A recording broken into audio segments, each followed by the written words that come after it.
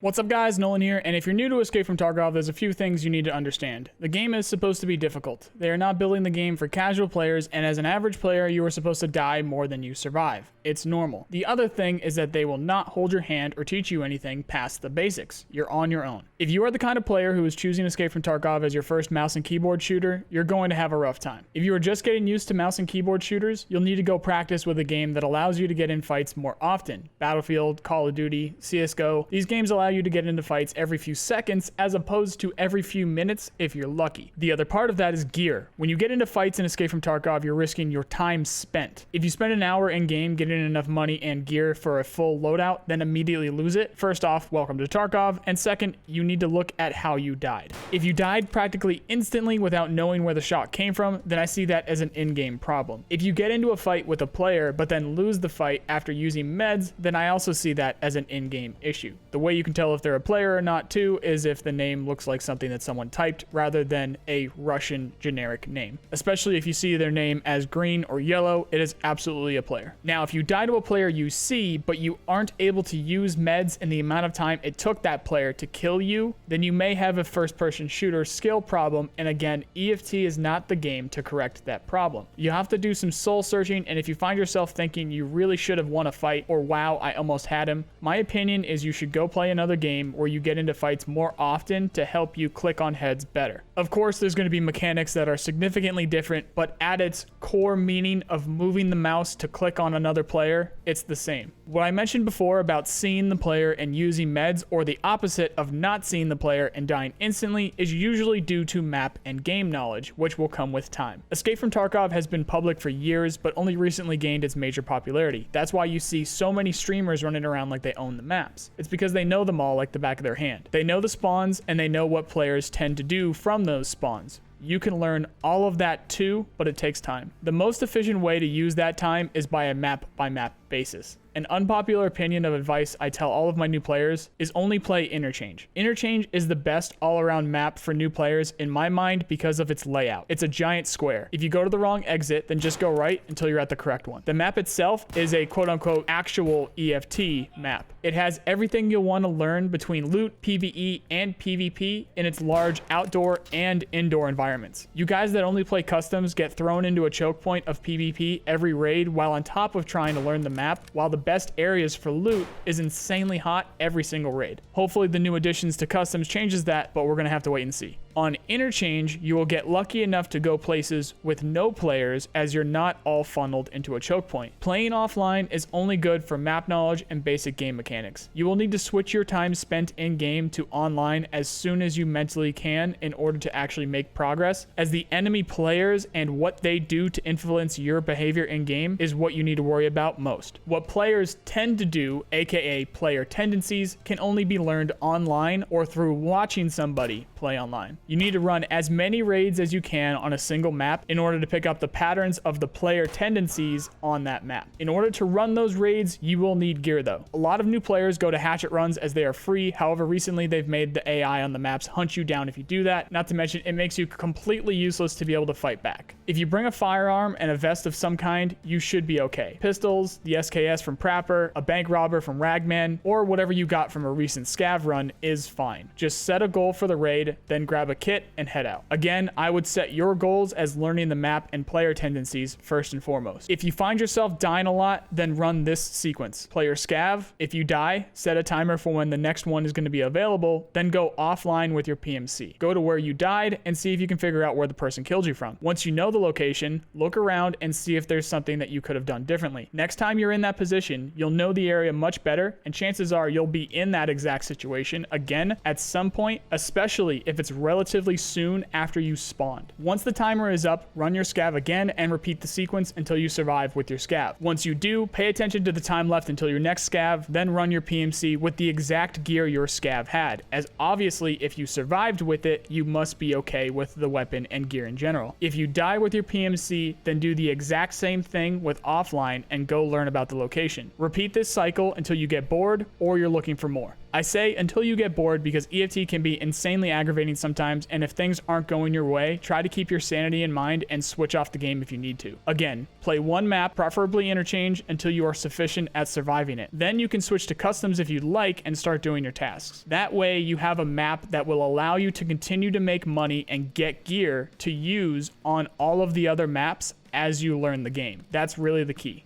I'm getting a lot of these similar beginner questions during the streams lately, so I wanted to get this quick video together to help you guys out. Hopefully it does. I have a massive playlist under EFT Like a Pro with more in-depth tutorials and guides for everything you'll need in Escape from Tarkov, including 5-minute map guides that should leave you with a basic to full understanding of any of the maps in just 5 minutes. All of my videos are made with the impatient or short schedule player in mind, just like this one. I'll leave that playlist link below if you're interested. If you want to learn anything about Escape from Tarkov or its development, then you can check out my playlists for it here. If you need someone to play with, you can check out our Discord below. If you like this video, then you know the drill. I really appreciate the people who do. Otherwise, I hope you at least learned something, and I also hope you have a nice day. See you guys.